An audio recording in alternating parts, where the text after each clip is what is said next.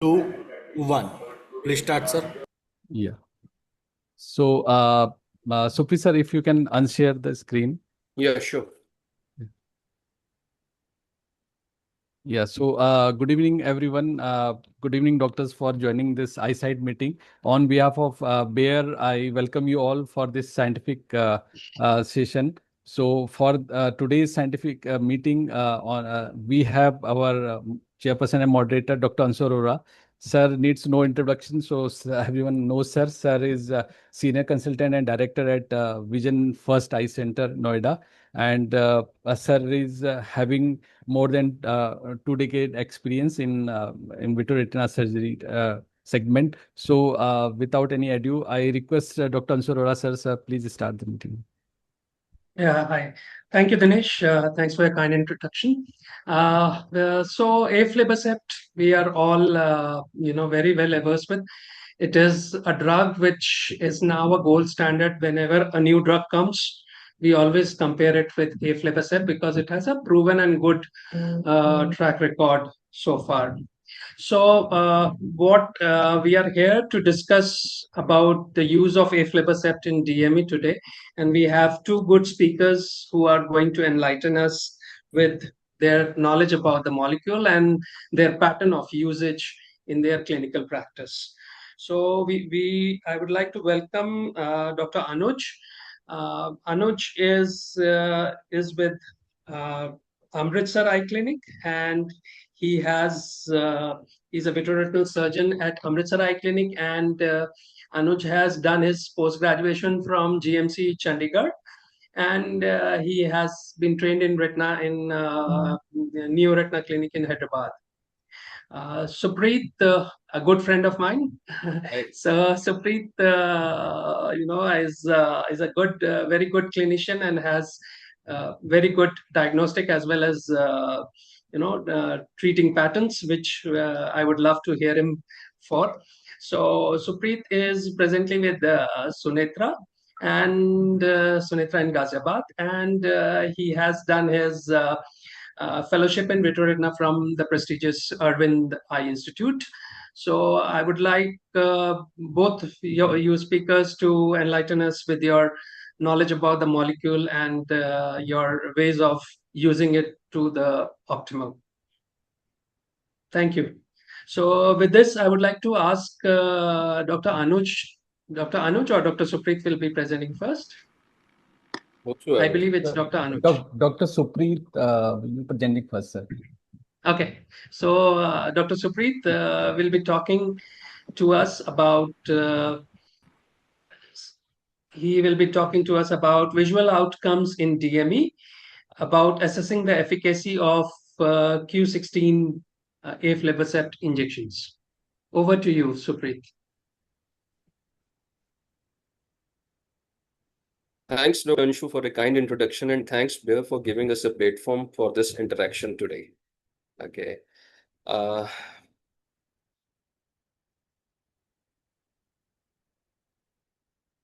Is the slides visible, sir? Yes, your first slide is visible, very well visible. You can go to, sir, full screen mode. Okay. You can go to the full screen mode, yes. Right. Sure.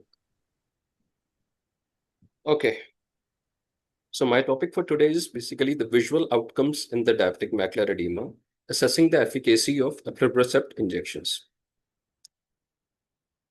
Well, it is expected that the global burden of diabetes has continued to rise. And especially in the Southeast Asia, we are expecting a 74% increase to the tune of 153 million by the year 2045. Sorry to interrupt, sir. I think your slides are not moving. It is not in full screen right now. If you can just check again. Okay. Is it moving? Not yet, sir. It's moving at my end, eyes. So if you can unshare and again share, sir, might be. Sure. Yeah.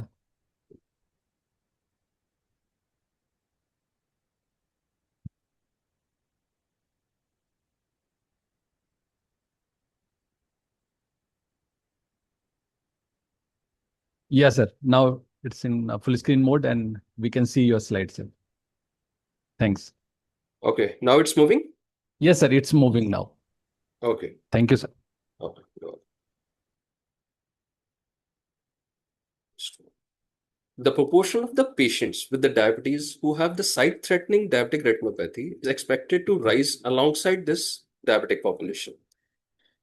So as of 2020, it was estimated that roughly 28 million people had the diabetic macular edema, which is projected to rise to 44.82 million by the year 2045 out of the 700 million diabetics worldwide. So just imagine and close your eyes for one moment to just think about if you are supposing a 40 or 50-year-old diabetic, what is the most feared complication which you associate with it? So out of this US survey, 47% of the respondents, roughly half of the respondents, ranked vision loss as the condition that would affect their day-to-day life. And loss of sight was ranked higher than loss of memory, limb, or speech hearing. So the need for appropriate treatment strategy for the diabetes and diabetic complications remain of great importance. Simple things like gaining one-line vision may help a patient read a newspaper or even drive at night under difficult circumstances. Gaining two-line visions may improve those patients for the ability to perform their near-work tasks, such as cooking or using tools, or for working or for performing role-specific functions. Even gaining three-line may improve in the color perception. Regaining or maintaining a vision of 20/40, that's in 6/12 in our normal clinical practice, may help the patients to retain their driving license, reduce risk of mental illness, and potential for the dramatic impact on the patient's daily life. Now, there are few landmark clinical trials which have actually established aflibercept as the molecule of the choice. One among them was VIVID and VISTA for a 3 years trial period, and the other one was DRCR Net Protocol T. VIVID and VISTA compared the gold standard at that point of time, that is to the lasers, with the aflibercept given every 4 weekly or 8 weekly intervals, whereas DRCR was a trial which first of all checked out the head-to-head comparison between aflibercept, ranibizumab, and the bevacizumab. Even in the endurance part, that's basically the Vista, when it was maintained for 5 years, even with the mean injection of 3.4 injection in the year 5, the patient had maintained the equal vision. So there was substantial reduction of the treatment burden through the 2 years. And even 25% of the patient required no retreatment. And 48% of the patients received fewer or less injections. So international guidelines are very clear-cut in the first-line use of aflibercept, like is the drug of choice in DME with the baseline BCVA below 69 letters, roughly 6/12, as it shows superiority to the bevacizumab, and over 2 years and over ranibizumab in the mostly the first year of treatment. So in the patients with poor BCVA, aflibercept may lead to a more rapid improvement than ranibizumab, although difference in the second years was not that statistically different. Superiority of aflibercept was noted in the group of participants with worst baseline visual acuity, and there is an evidence of possible difference in the DUF efficacy in patients with DME to the disadvantage of bevacizumab at visual acuity or a less visual acuity. However, in the higher visual acuity of more than 20/32 to more than 20/25, all the anti-VEGFs used to work in the same way. Aflibercept is recognized as a standard of care in diabetic macular edema. It's in 4 DRCR retina network protocols it is undertaken. Protocol W, which basically assess the risk of intravitreous anti-VEGF treatment for prevention of vision-threatening DR in eyes at high risk, say from severe NPDR to the DR. Protocol AC, which actually included aflibercept versus bevacizumab and deferred aflibercept. Protocol T, we have already seen. Protocol V4, in the patient with the center involving DME with a very good visual acuity, whether to observe first or to treat first. And of course, the protocol AB, which checked out the intravitreous anti-VEGF versus a prompt vitrectomy. Now, these were the landmark trials, which helps us in evaluating how aflibercept has performed in the clinical trials. But there were few studies later on, which I'll be just touching in the brief, so which actually checked it out, how the clinical trials translate into a normal clinical practice with a treat and extend regime. So Violet study actually did after the intensive treatment of year 1 in the patient from Aqua, Violet did the second year study in which they basically divided it into either treat or extend group or fixed dosing group at every 8 weeks or a PRN group. So they basically showed that even with the extended treatment, like treat and extend, which is mostly there in our clinical practice, a lot of time patient doesn't cover up or the patient didn't come at the right interval or they are busy with their own other systemic body ailments of the diabetes. So that confirmed that this posology has a similar efficacy to the fixed and PRN treatment with the reducing the number of visits to the clinic and a equal efficacy. Again, there was WIBM trial which evaluated the outcomes of a 2 years proactive treat and extend regime with aflibercept. Here it was loading dose for 4 weekly for 5 months, followed by individualized treat and extend. More than 57% of the patients were on 12 weekly treated interval at the end of the year 2. The mean number of injections in the year 1 were 8.5, basically because the 5 loading dose was given, and by the year 2 they had turned out to be 3.9. And at the end of the year 2, more than roughly 60% of the patients require only 12 weekly injections. Hirano et al. Again, this study was, it showed that DM is not a monolithic disease. By identifying the vasogenic, inflammatory, or tractional subtypes even, this research explained why the non-responders exist. Here also, it was 2 milligram every 4 weekly for 5 months, followed by individualized treat and extend regime. Here it was found that at the end of year 2, 66% of the patients were on quarterly, more than quarterly, that is 16 weekly treatment interval at the year 2. The JADE actually evaluated this in Asian patients the same way, and they also find out that mean number of injections over 52 weeks when the year 1 was 7.7. Proportion of the patient who reached the disease stability at week 20 and could begin the treatment extension was more than 87, and proportion of the patient with the dry retina roughly at the 1 year mark was 50%. So in all the prospective clinical trials after these landmark studies, the majority of the patient with DME achieved more than 12 weekly treatment interval after 2 years of proactive treat and extend regime with the aflibercept, both in the WIBM as well as the Hirano.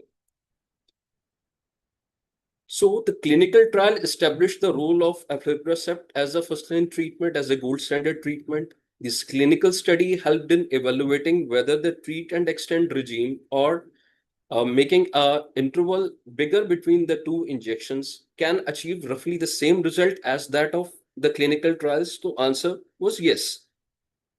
So to summarize all which we have gone through now, aflibercept can achieve the clinically meaningful vision gains or maintain vision regardless of the baseline vision, and it is particularly the treatment of choice with the poor vision people. Early intensive treatment followed by treat and extend regime can reduce the burden both on clinician as well as to the patient. Patient factors beyond the baseline vision, such as duration and control of diabetes, can also have an impact. Actually, it has a lot of impact on the risk of vision loss in patients with DME. Aflibercept is only the biphasic molecular protein that actually works both on the VEGF as well as PAGF. So it takes care of the little inflammatory component also. Early intensive treatment in the DME may maximize the visual gains in the first year, and these are maintained for a long term, even for 3 years interval, 5 year interval, with a reduced treatment burden. And with a proactive, individualized, tailor-made dosing, patient can maintain visual gains with a reduced treatment burden after year 1. It leads to good visual and anatomical outcomes in the clinical practice that are consistent with those reported in the clinical trials. So it has been available for 10 years, more than 8.2 million patient years of exposure. And it has a well-established safety profile across the RCTs, supported by over a decade of real-world pharmacological monitoring. The rate of IOI with the aflibercept is quite low, to the tune of 0.01%, that the rate of endophthalmitis or non-infectious endophthalmitis in routine patients, clinical practice has remained low. We all know the ocular retinal vasculitis is also very low. I have yet to see in my cases as of now. And there are no known safety signals regarding the development of retinal vasculitis or retinovascular occlusion that may result in severe vision loss after the aflibercept injection. So this is just to tell about the studies and the clinical trials part from which we have learned. I have just put across one or two cases of mine.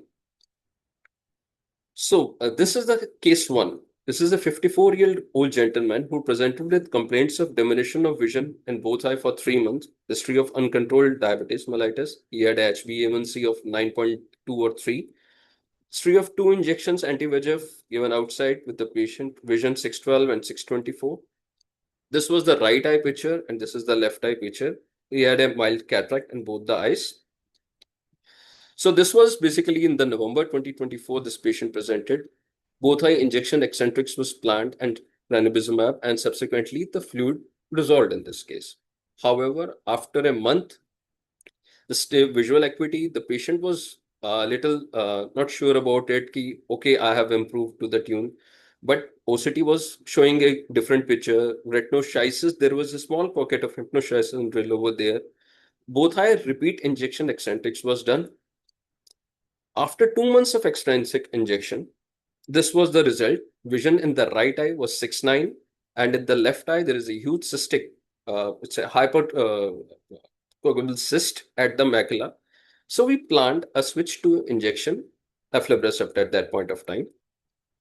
This is 1 month post-injection aflibercept, BCVA right eye 6 parts, and the foveal contour is normal. Left eye, very small cystic space left at the macula, and vision has improved to 6.9.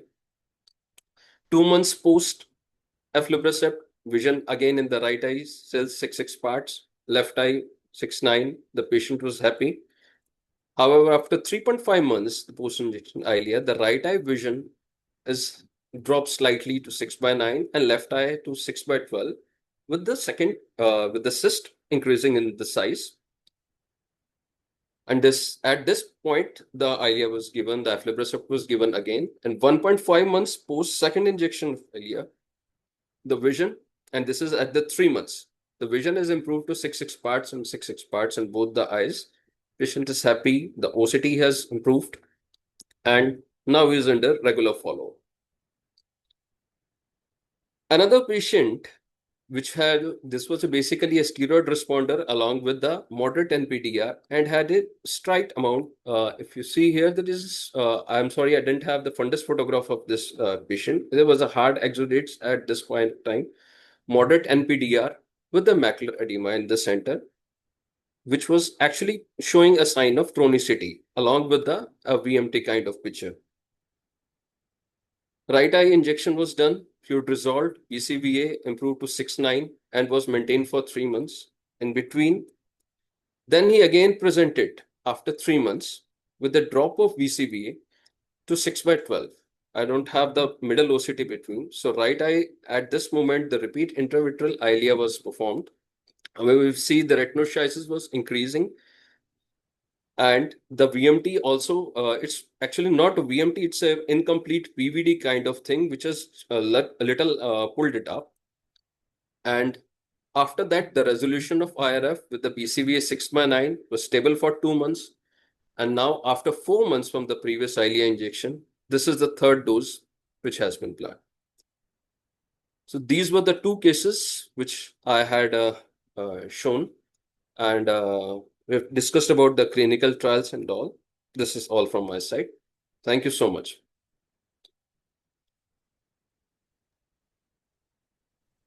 So, thank you, Supreet. That was a pretty interesting presentation from your side.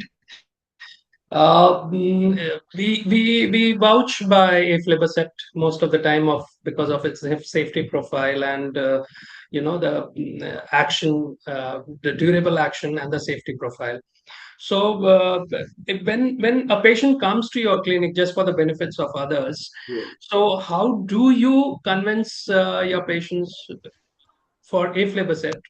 vis-a-vis the other molecules? Like, what is your go-to point for to the patient, explaining anybody as a patient to look up to this molecule, uh, considering now even considering the cost reduction of the injection, it will be much easier for us to convince the patient. But what is the clinical factor you tell the patients that gives aflibercept an added point? So one thing is I explained to them, okay, I explained the basic receptor thing, and the basic thing, like it has working on say 2 of the receptors, whereas all the other drugs work on the single receptor. Secondly, it might give you a longer period of without symptoms, symptom-free longer period. Earlier on, yes, it was very difficult considering the difference in the price range. Of course, a lot of people who used to come to us were basically they now have agreed for the switch.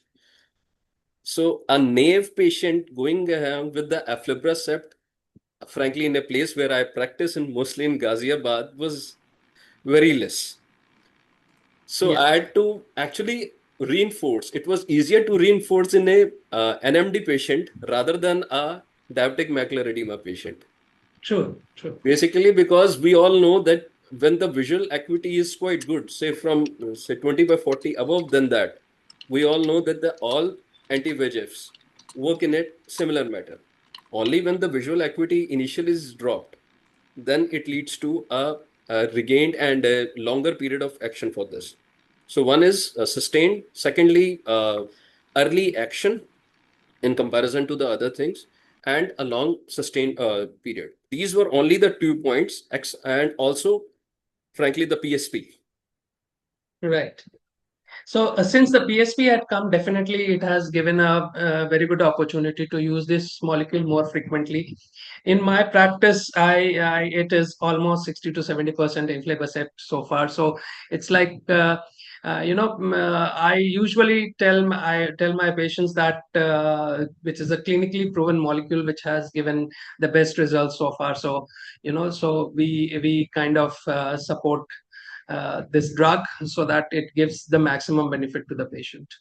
Then the other thing is, do any of you have a practice of using loading for diabetic, or all of you treat it as a PRN? This is question for Anuj as well as you.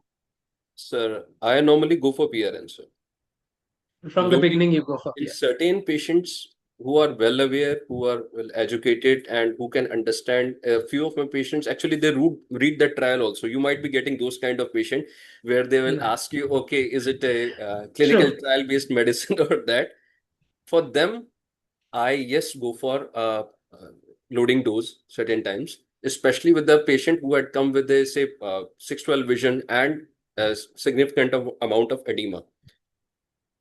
Yes, so it means the profile of the patient does matter, because Yes, once you are in fact counseling the patient, your patient that one thing is for sure, that we always counsel for multiple injections. yes. But we usually in an educated patient, we can take them up for treat and extend from the beginning, or perhaps loading and then going for treat and extend. And that perhaps gives us the best results so far. What in my clinical practice, what I've noticed is It's this always gives the best results so far, and it gives the best stabilization also of the disease process. totally understand. But yes, please. You're saying One something. thing, in the last case which I showed, I was in the fix actually because it turned out to be steroid responder. And in such cases, with the retinoschisis and all, I was not very sure about how the aflibercept will work. That's what it I has believe given. wherever there is this minimal, the second case, there was a minimal vitreomacular adhesion also. So usually what happens is, even with minimal vitreomacular adhesion or grade 1 ERM also, if you kind of use these molecules, then sometimes you get a spontaneous PVD also after giving the injection, That is and happened even in the the last actually macular slide. traction get Spontaneous released at PVD times. which had happened. I know, I saw that. I saw that. I wanted to comment on that because your vitreous has clearly shown detachment from the posterior pole. The good part about your cases were when we look at the OCTs, the good part of your cases were the outer retina was pretty healthy, like your Yes, ISOS exactly. junction, your external limiting Hmm. membrane were pretty intact. So these Hmm. cases are ideal treating cases when you have a good outer retina. Not, we should not only look at the basics of just the inner retina having edema or cystoid changes or intraretinal fluid. We should also look prognosticating the patient while looking at the outer retina and the OCTs. That's why the vision So was that also there. Hmm. so your patients both had good outer retina, so they showed a very good response also. So that's good. That's good. So these are good patients to be chosen. Shall we move to Anuj now? Hi, Anuj. Hi, Dr. Anuj. Is he muted? Yeah, hello. Okay, okay. I'm not Hi. able to hear you.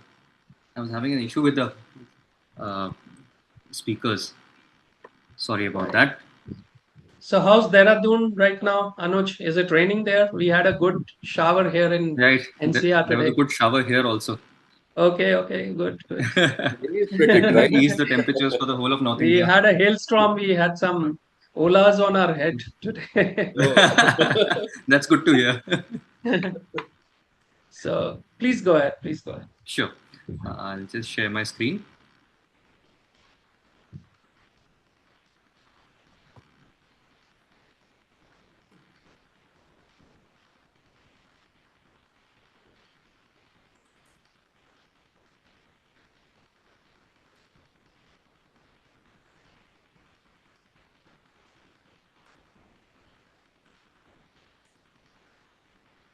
Are you able to see the screen now? So it's uploading and not yet.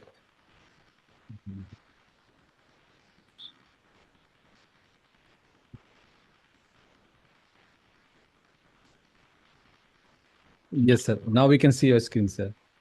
Yes, Are you sir. able to see the screen? Yeah. It's moving. The also. slides are also moving. Yeah. Thank you, sir. So I think we've got a good idea about the RCTs and how aflibercept came to be. So now we are going to talk about real world applications of aflibercept. So what is the difference between the real world trials and an RCT? It comes out that in RCTs you have a strict criteria, and in real world you can't really ask people to follow that criteria, and that is why the RCTs do not reflect real world complexities of the disease and its management. So the current landscape of anti-VEGFs, we have ranibizumab, faricimab, and rolizumab. So RISE and RIDE were initial landmark trials for ranibizumab. The Kite and Kestrel for the brolucizumab, and Yosemite for faricimab. So in this Yosemite trial, we had a patient interval dosing as compared to fixed dosing as well. So even in these cases, we found that even if there was a patient varied dosing, we still had good benefits of visual gain. So this slide was also presented earlier for the Vivid Vista and the DRCR net protocol T. We found that aflibercept has got a robust evidence that it is now becoming the drug of choice in cases with DME or cases with PDR as well. So there is a need for the real world evidence to complement data from the randomized trials and support the treatment decisions. So what does the real world model entail? It measures the real world effectiveness in of the clinical trial. The patient population is unselected, diverse, and not pre-screened. Hence, we might have results which do not 100% align with the clinical trials. The treatment is based on a physician's decision and typically includes a very diverse outcome measures. So some patients want very good visual acuity. Some patients are okay with a somewhat increase in moderate activity. So that is why it is also dependent upon what the patient wants and desires. So real world evidence provide essential information on patient impact, worldwide differences, and the value for money for the treatment. So this was also a slide which was highlighted earlier. So Vivid and Vista, the patients were then enrolled into endurance for the fourth and fifth year, and we found that less than 5 injections per year were required to maintain the gain in vision. So primarily, when it comes to DME, what we have also understood, and also in cases of CNVM, that the harder you hit the hammer in the beginning, the better the results are. So aflibercept provides real world vision gains consistent to those seen in randomized trials. This was shown by the Apollon and the Moorfield study. So 52% of treatment naive patients received early intensive therapy with 5 monthly loading doses, and at the end of year 2 there was about a 6.5 gain in letters. Similar was seen in Moorfields, but this was not in treatment naive patients, and we also noted that patients with a visual acuity less than 6 by 12 performed better as compared to patients with better visual acuity. So this DRACO was a observational study, 12-month observational study in the UK. So of aflibercept, and it found that the mean improvement in BCVA at 12 months was 2.5 letter for people who had good visual acuity, and people who had a baseline visual acuity less than 70 letter, the gain was about 7.5 letters. And when aflibercept was injected over the 12 years, there was no change in the DR severity level in about 75% of the people. So data from the Moorfields Eye Hospital assessed the efficacy of aflibercept in patients in clinical practice. They found that poor baseline visual acuity is commonplace in about 2/3 of the patients, which we also see in our practices. And the adjusted mean change, is it just me or is the voice echoing? No, sir, we can hear you loud and clear, sir. We can Loud hear and you clear. clearly, Anuj. You can go ahead. I believe it's your room only. I think so. There is a lot of reverberation. Just give me a second, sir. Yeah. Hello? Hello? Yeah, we can hear you, sir. But Just a sec.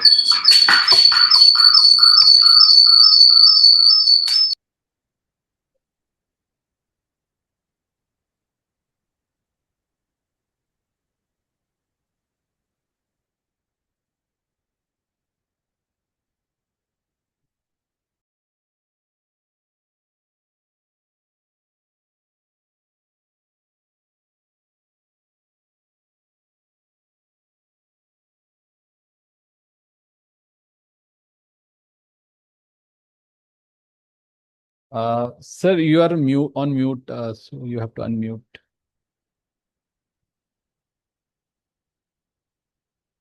We cannot hear you, sir. You are on mute. Anuj, you are muted.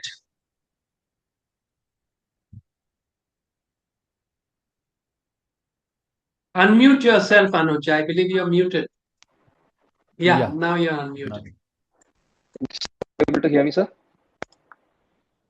Yes, Anuj, we can hear you now. Sure. We can hear now you it's now. better. You're Sure. loud and So- clear, Anuj.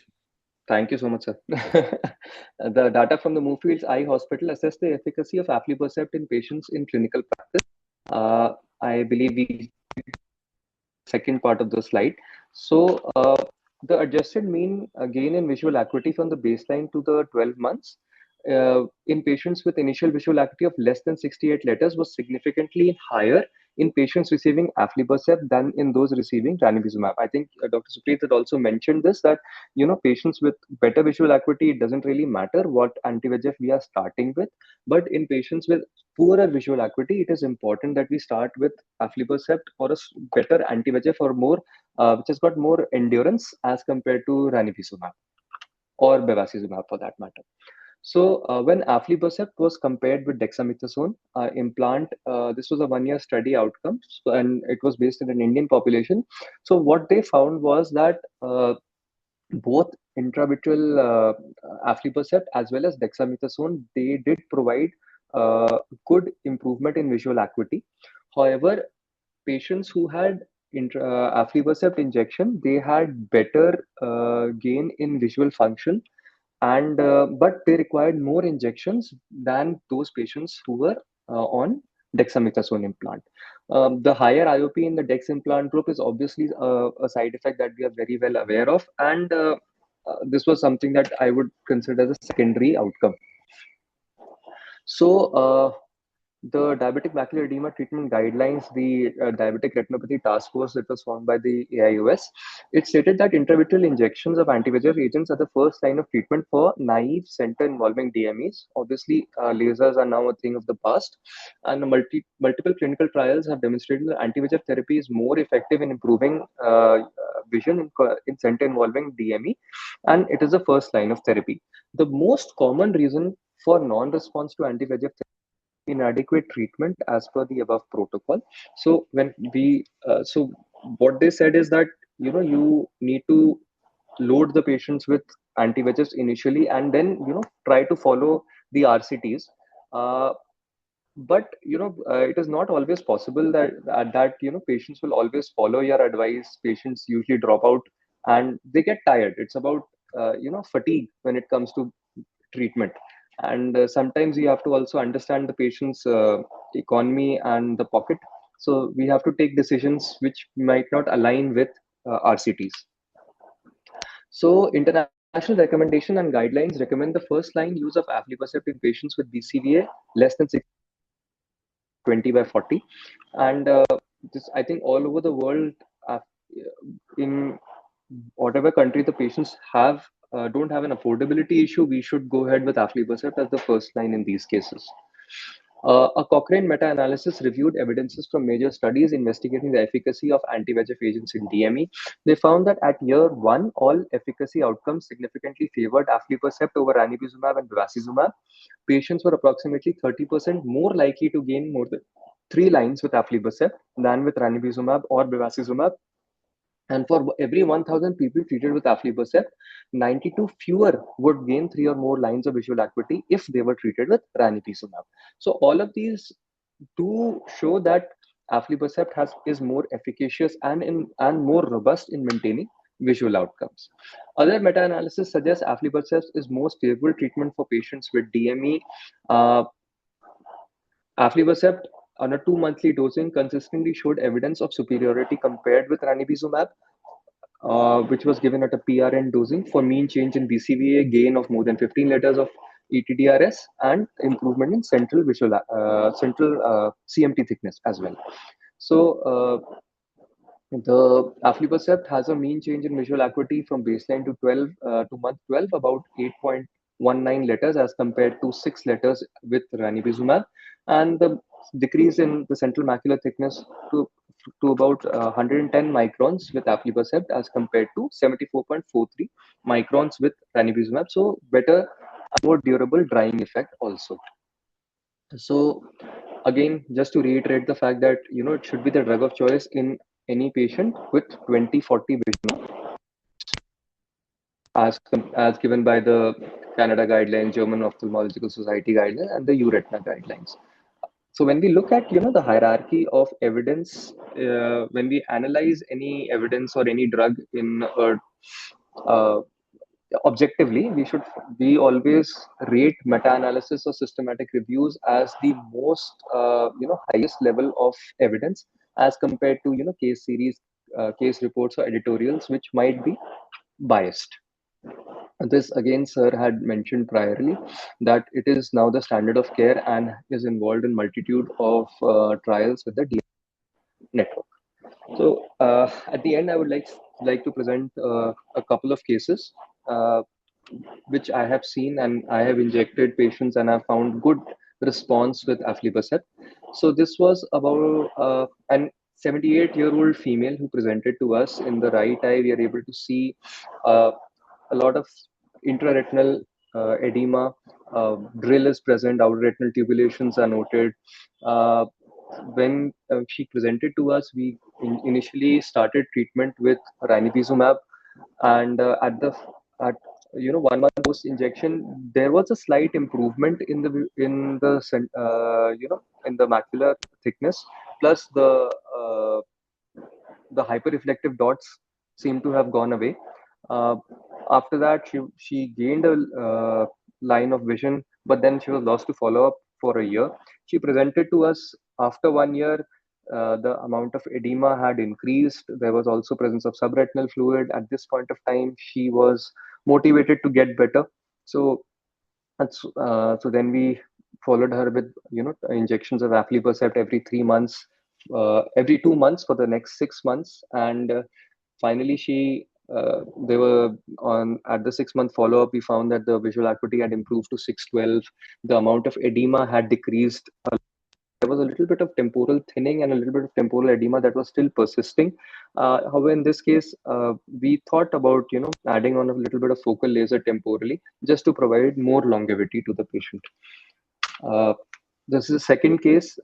This second case is a patient that she's about 64, 65 years old. She presented to us in the left eye, had good vision, moderate NPDR with about 612 vision. She said कि मेरा तो कोई treatment की जरूरत नहीं है. So she did not monitor her sugars or come back to us for injections.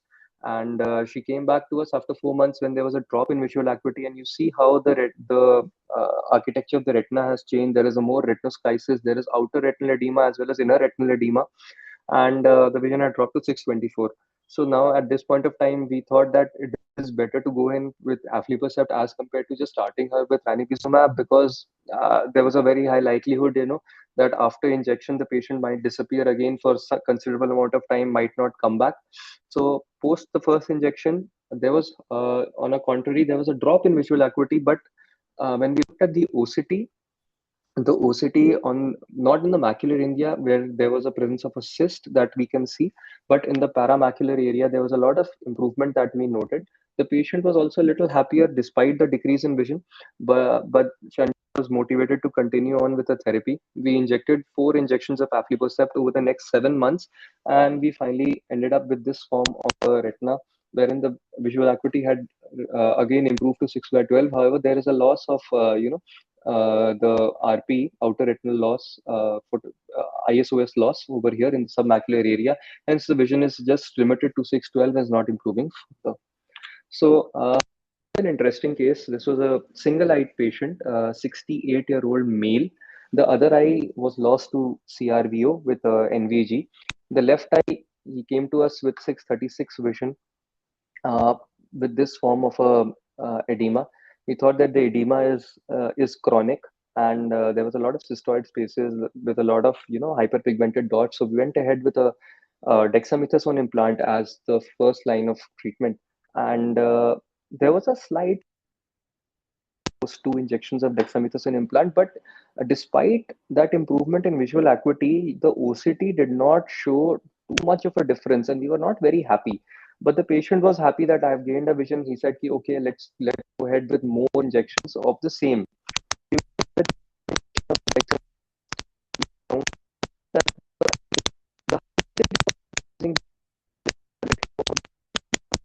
So at this point of time, we motivated the patient. We asked him that we're going to change the drug for you now, since it's a single eye, and we want to have a more normalized structure of the retina, because for long-term benefit, that is what we were expecting, despite the fact that the vision was not moving. So then we gave 2 doses of aflibercept in 2 months, like a loading dose. There was a complete resolution of the edema. Very rarely have we seen such a response, but this was a very good response that we saw in this patient. After this, the patient has been following up with us, and we've been giving him aflibercept every 2 months. This is the last OCT. for the same patient, and he's due for a dose next month. Thank you.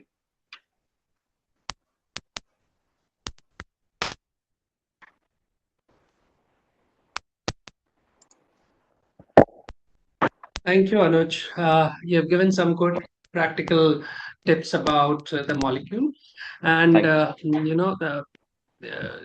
we always have a conflicting mind whether to use Dex implant or aflibercept in recalcitrant cases, which we have been treating with ranibizumab earlier, probably.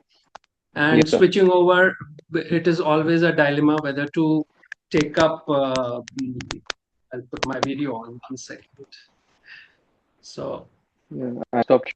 Thank you. all right. So basically, this dilemma is there for all retina people who treat, a recalcitrant edema, which is coming up back from, treatment previously done with ranibizumab, whether to choose a Dex implant or aflibercept. So, what kind of subtype of patients you would certainly go for aflibercept? I Supreet, think can you hear me? Can you answer that? Some subset of patients where you feel, which is your preferred drug, like aflibercept or Dex implant? See, what I was actually thinking about in the last case of Dr. Anuj, I was actually wondering about these two things only. What made you switch from, say, Dexa to aflibercept? The yes. second and third case were little in that direction. They had the VMT. They had a early lamellar kind of hole in the first case. Drill was over there. Then I would have actually preferred Dexa in the third one case, along with 1 or 2 doses of aflibercept thrown in. So it will actually it would have done both the things according to me. Whether it was done very correctly in his hand, but I would have straightforwardly go ahead with the Dexa in first thing, then maybe probably done a FA to check out the ischemic status, added an anti-VEGF next time, so as to give both the molecules. Okay. However, my choice in these circumstances depend a lot upon the OCT. A lot of times we see hyperreflective dots. The drill, the cyst with we can say the hypersensitive or the hyperlocal cyst, which is very loculated and having a retinoschisis kind of things. These, and with of course, the clinical signs of hard exudates, more of a NSD kind of thing, I go more with the dexamethasone in such cases. Whereas Right. the other, So that's a good explanation. Like if you have inflammatory markers, if you have neurosensory detachment, what Anuj did, I would agree with him that aflibercept was a good choice in that case, Yes. because probably the patient was pseudophakic also, as he said, Yes. and that kind of patient, they do well with either Dex or aflibercept. And usually, according to the studies, anti-VEGFs are preferred molecule over steroids in any usual When you start circumstances. treatment, yes. And the other thing is, what Anuj was talking about in the beginning, that why do our real world, datas are not so good as RCTs, which I find the valid explanation is that usually we are very reluctant to treat aggressively in the beginning. Every study, they do a good loading and good start with a robust treatment in the beginning. So whenever you see a graph of a drug response, you always see a sudden peak after the first few injections, and then it gives a stabilization point. Yes. It's like a parabola. Yeah, so it is ideally we should be treating the patients more aggressively to begin with. That gives us a fairly good, peak of our response, and then we can just maintain it with the drug of choice with whatever we have. The most important part, when we look at protocol T, it says 612 or poorer, go for aflibercept. 6x6 we don't treat. So the only vision left for ranibizumab is 6x9. So we, we don't get many patients of 6x9 with ranibizumab. In our clinical practice, usually I believe 80% of patients which Come comes with to very us poor is vision. Exactly. come with rather much poorer vision, like 624 or in fact Absolutely. 636, 660 sometimes. So Yeah. it gives this molecule a valid point in most of our cases. Absolutely. That is the if we take up an evidence-based approach, then this molecule gives us the most valid response. Anything else you want to add, Anuj?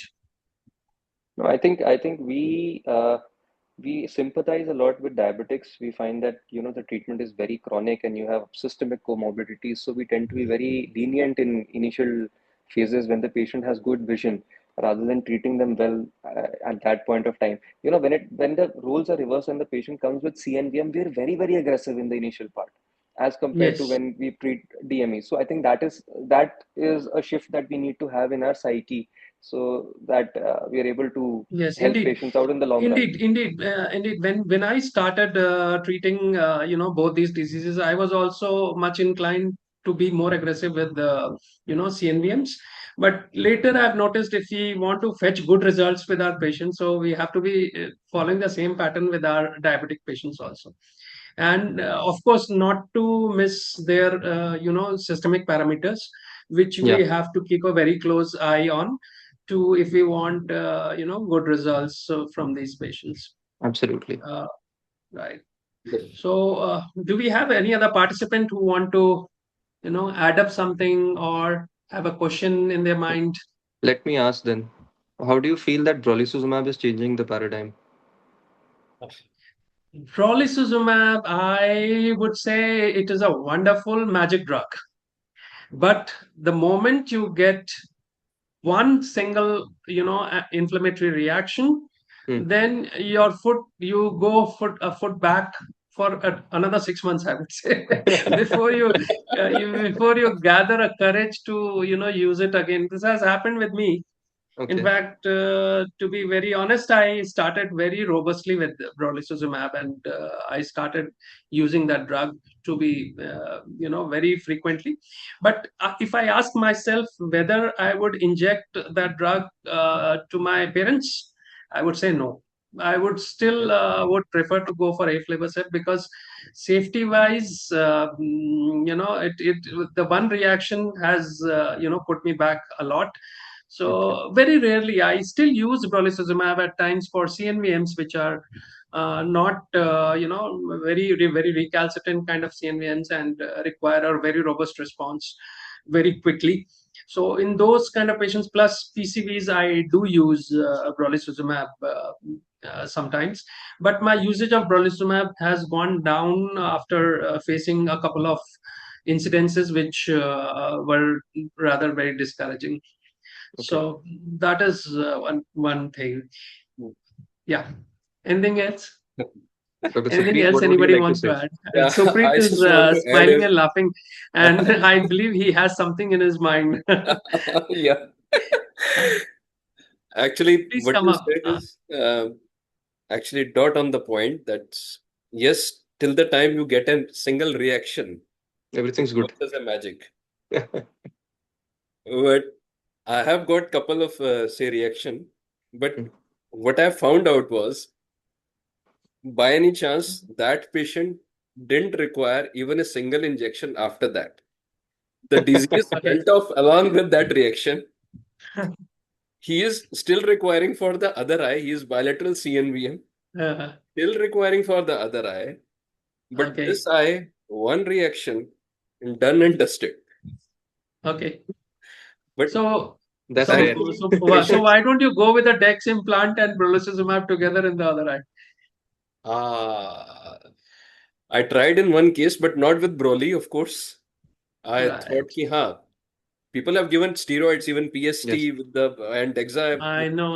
But brolucizumab. why to take such a chance? I would say it is only a drug which you can take chance with when when you are in a fix somewhere. But I believe most of the time we should always play safe, and aflibercept has been a very good molecule, very safe molecule. Exactly. And I believe once, there was a time when aflibercept was introduced, and we were all treating our patients with ranibizumab at that time. I remember that time, and a few of my patients whom I injected my first aflibercept way back, perhaps around 10 years back, 10 or more years back. So those patients were had a really wow response. So whenever a new drug comes, you are also very well anticipating something very different. And but if you see, most of the new drugs, none of them, even being double acting or differently acting drug, they have not shown any superiority to the molecule. So I would say, if you are in a place where a molecule has given you a good support for a long time, I would still stand by that molecule and keep treating my patients with that, rather than being too experimental with the newer drugs. Yes, in fact, there are indications where you switch to other drugs, or you have a recalcitrant case where you need to change over to other drugs. So that is certainly a point where all of us can ponder doing something different. Okay. We have in our audience, we have some names which I can relate to. Dr. Aditi, are you there? Yes, sir, I'm there. Yeah, you have some point to make? Not really. Most of it has been already discussed. I had the same point for brolucizumab. All right. I've not had a reaction in any of my patients yet, and the patients who have benefited have been benefited immensely. But yes, Yes. it's still a scary thing to do for, like you Yes. said, if I had to inject my parents, I wouldn't. My mother, I've injected, she had like CNVM kind of a picture. It wasn't like, I wasn't very sure about it. I injected her. I injected her with Eylea only. Okay. And she's doing Otherwise, well you with would have the been, I injection. thought you said I injected brolucizumab and prayed. No. So nothing should be there which gives you a a kind of doubt that that is the point I want to make, that should not be we shouldn't have a drug which gives us a point to later think about whether we have done the right thing or not, or what will happen to the patient next day. So these things are important. Hi, Dr. Manish. I can see you here too. Is Dr. Manish Agrawal here? I think he is muted, or he's busy with his He's clinic. taken his silent He's a good friend. That's why I kind of called his name. Okay, so take home today is we are all waiting for a higher 8 mg. concentration of Eylea HD, that is 8 mg, which has given good study results in Photon and other studies. So we are all eagerly awaiting. But till then, we have this good molecule which can give us at least 8 to 12 weeks of extension in almost 60 to 70% of patients, and around 1/3 of the patients show very good visual gains. So these are a good molecule to rely upon when we have we have certain difficult diabetics to treat with. So Dinesh, what do you say? Shall we Thank you so say much. goodbye for the day? Yes, sir. Thank you so very much for this very good discussion happened, and thanks for your expert opinion and also driving the discussion so well, and your insights about usage of Eylea and DME. And thank you so very much, sir, for moderating the session. And thank you so much, Dr. Supreet, sir, for showing excellent cases and exposing us with the data of treat and extend in DME. Thank you so very much, sir. And Dr. Anuj, sir, for your excellent cases with some interesting cases with DEX implant and some other cases. So thank you so very much for all our speakers and moderators, sir. And also Dr. Aditi and Dr. Manish Agrawal, sir, for attending this meeting. And So thank you so very much. And regarding 8 mg, sir, we are trying our level best, and we have already applied to DCGI, but last time they asked us to go for phase 4 study, so that we have already submitted our proposal that yes, we can go ahead for phase 4 study. So now we are awaiting for their response, sir. So we are expecting, sir, by this year, and we'll definitely come out with 8 mg. So finger crossed. sir. That's a good news. That's a good news. Yes, yes, sir. Two of my patients, Dineshji, had this is same Eylea HD over there in the US. They came back. They said Okay, we sir. can't go always to the US to get the injection again. I agree, sir. So I hope, sir, this year and we will be in a position to launch this drug in India also, sir. Hopefully, yes. Right, right. So thank you so very much, sir, and thanks all our delegates, sir, who attended this symposium and session. So with this, sir, I wind up this meeting, and thank you very much for all your time and this discussion. So good night, everyone, and thanks. Good Thank night, you. everyone. Good night, everyone. Bye bye. Nice Thank catching you up. so much, sir. Thank you, everyone. Thank you so much, sir.